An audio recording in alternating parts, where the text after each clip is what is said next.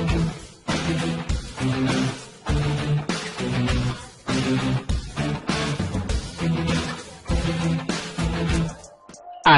bungkam. Hanya dalam 3 hari, sudah 83 warga mengadu ke balai kota. Meja pengaduan yang dibuka kembali oleh Heru Budi setelah ditutup selama 5 tahun oleh Anies ternyata mengundang banyak peminat.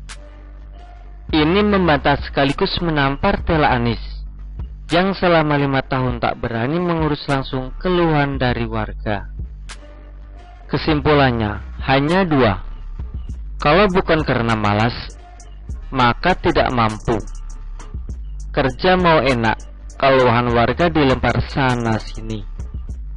Bawahan pun sama saja, sehingga warga bingung keliling-keliling, entah mau mengadu kemana. Sejak dibuka posko pengaduan warga di balai kota, warga makin ramai yang berdatangan. Terhitung sudah ada 83 warga yang mengadu selama 3 hari dibuka sejak Selasa lalu. Pada hari pertama pembukaan posko, warga yang datang cuma 7 orang. Pada hari kedua, jumlah warga yang datang meningkat drastis menjadi 22 orang. Hari ketiga meningkat lagi menjadi 54 orang. Dan total dari selama 3 hari kurang lebih sekitar 83 orang. Bahkan hari ini pun masih banyak warga yang berdatangan meskipun awalnya posko pengaduan hanya dibuka pada Senin sampai Kamis.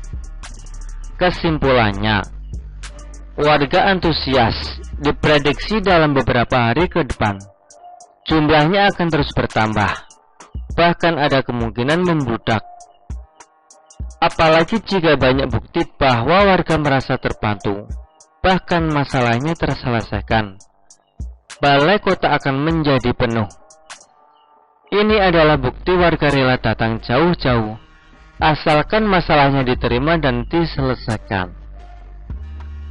Tidak masalah kalau harus repot, asalkan masalah bisa ditangani. Ini juga menjadi bukti bahwa pelaporan masalah lewat aplikasi tidak selalu bagus. Ada masalah yang sifatnya sensitif atau masalah besar yang harus dilaporkan dan ada pertemuan tatap muka langsung. Pendukung Anies pasti kejang-kejang melihat ini. Citra Anies rusak seketika. Pencitraan Anies yang katanya berpihak kepada rakyat memang sudah hancur. Ini karena masalah rumah DP 0 rupiah yang menjadi program paling ngibul yang pernah ada. Ditambah lagi warga yang antusias datang ke balai kota seakan menampar tela Anies bahwa Anies tidak becus kerja. Warga yang merasa terbantu akan berpikir, Anies kemarin kemana aja sih?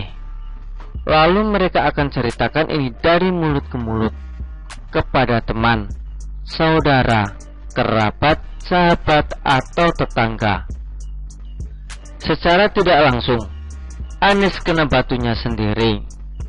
Anies tidak profesional. Anies tidak mau temui warga. Anies menang bacot doang. Anies cuma bisa bertutur kata indah, tak bisa melaksanakan apa yang dia katakan. Syukurin dah. Ternyata ada saatnya di mana mata banyak orang terbuka dan sadar betapa kacaunya Anies saat memimpin dulu. Rakyat hanya dijadikan batu loncatan. Rakyat kecil yang lugu dijadikan alat untuk mendulang suara politik. Bahkan mereka menjadi korban politisasi agama. Mereka ditakut-takuti oleh kelompok sebelah agar tidak memilih pemimpin non-muslim. Satu gol telak yaitu posko pengaduan ini. Bisa dikatakan ini berhasil merusak panggung politik yang selama ini Anies dirikan selama 5 tahun terakhir. Anies sedikit banyak pasti risih dan tidak nyaman dengan kondisi demikian. Hasil kerja Anies saat ini terlihat sangat receh. Sebenarnya, apa yang dilakukan Heru adalah hal yang lumrah sebagai pemimpin yang benar. Tidak ada yang spektakuler dan bikin mata terbelalak. Hanya saja, Anies levelnya sangat rendah. Kerjanya recehan dan tidak signifikan sehingga apa yang dilakukan Heru terasa luar biasa. Maklum, selama 5 tahun, warga disuguhi makanan biasa yang dipersepsikan luar biasa enak. Saat ini warga diberi makan yang enak dan akhirnya kembali sadar apa itu enak yang sesungguhnya. 5 tahun dalam kegelapan itu tidak menyenangkan. 5 tahun hidup dalam bayang-bayang gubernur yang hanya bisa bersilat lidah. Rasanya sungguh tidak berarti. Sebenarnya, momen paling epik adalah jika Ahok ditunjuk kembali sebagai PJ Gubernur DKI. Percaya deh, Anies bakal dipermalukan sampai semalu-malunya. Saya yakin, pencitraan Anies selama 5 tahun bakal jadi abu dalam setahun saja. Dijamin, nama Anies hancur lebur dalam sekejap. Mau pamer prestasi apapun, rasanya jadi tak bermutu.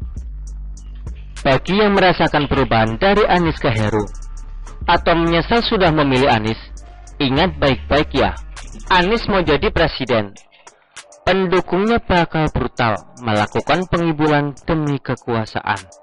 Jangan mau dibodohi, apalagi dihadiahi sepetak tanah di surga.